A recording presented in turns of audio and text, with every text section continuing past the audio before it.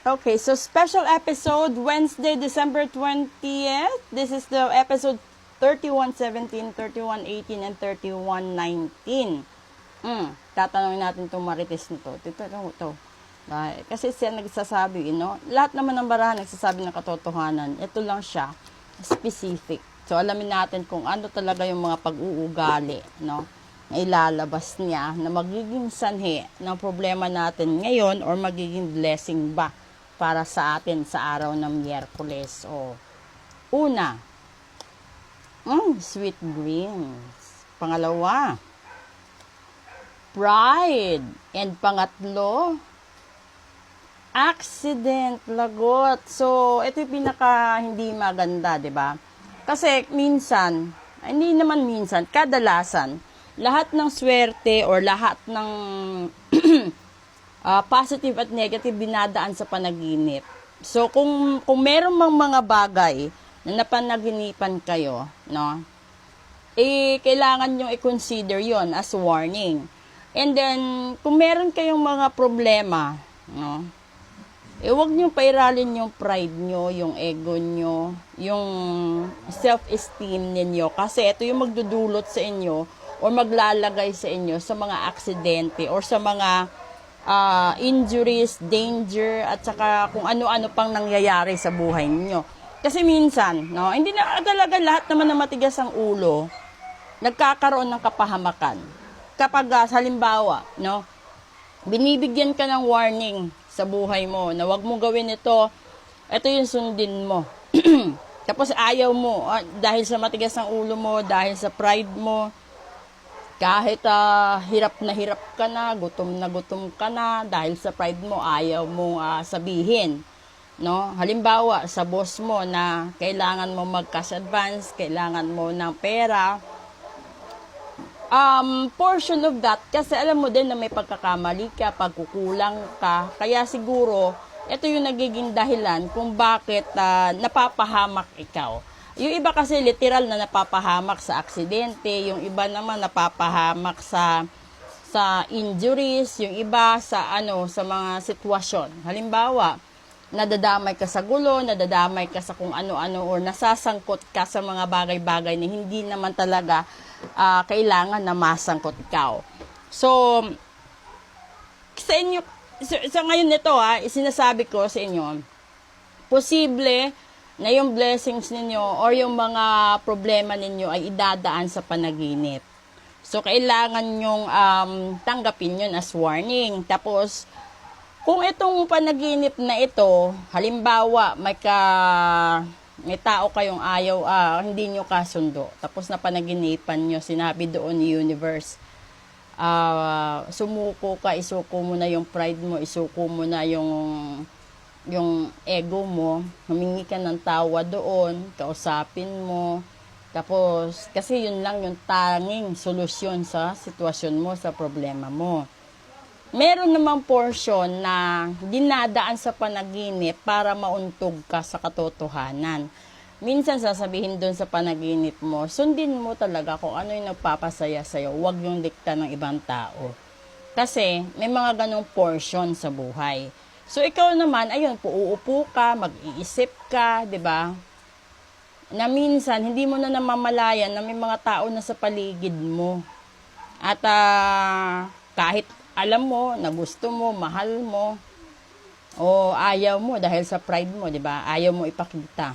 Hanggang sa dumating, yung punto na mapapahamak ka. Yung isang kapahamakan doon sa sitwasyon na ganyan is, hanggang kailan mo paiiralin ng pride mo, baka dumating sa punto na kung kailan mo planong sumuko, wala na yung tao. Hindi na siya available. So, isa yun sa mga scenario.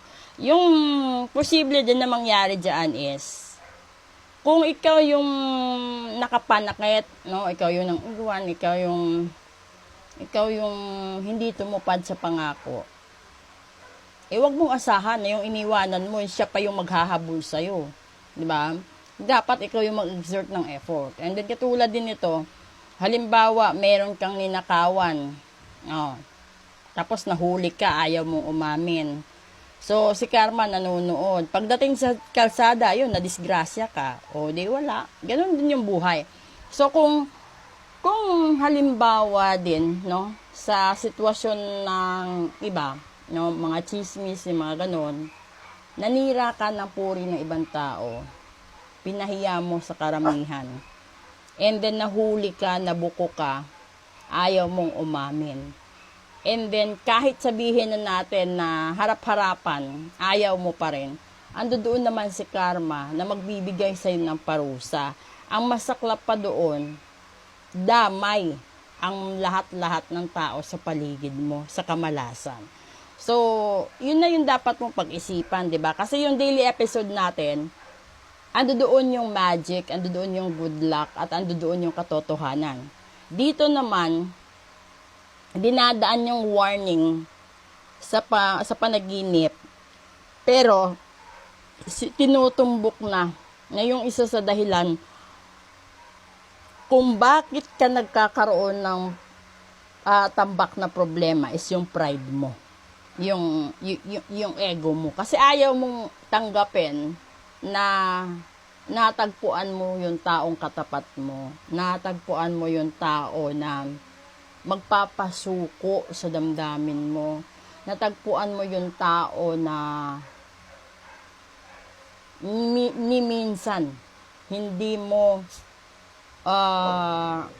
na-encounter buong buhay mo noon. Kasi meron kasi mga tao na yung para bang sanay lang sila na kapag may problema iiwasan.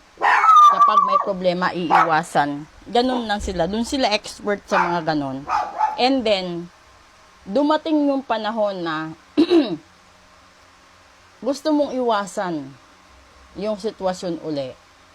Pero, hirap ka nang mag-adjust. Yung sasabihin mo sa sarili mo na dati ko namang ginagawa ito, nakaka-move on naman ako. Pero bakit ngayon hindi ko kayang mag-move on? Bakit lagi pa rin siyang nangingibabaw sa isipan ko, sa buhay ko? Ibig sabihin nun, yan yung taong katapat mo, yan yung taong nakatadhana sa'yo. Kasi, siya lang yung tanging tao na kaya kang harapin ng buong buo. Ito yung paghaharap na parang hindi mo inaasahan. Nakala mo lahat ng tao, halimbawa, takot sa'yo. And then dumating yung pagkakataon, may isang taong hindi takot sa'yo. Tapos may isang tao na hindi ka hahabulin, hindi magmamakaawa sa'yo. Tapos, di ba pag lumayo ka, pag nasa malayo ka, tapos wala kayong komunikasyon, magtataka ka na minsan magtatanong ka sa sarili mo, minahal ba niya talaga ako o pakitang tao lang?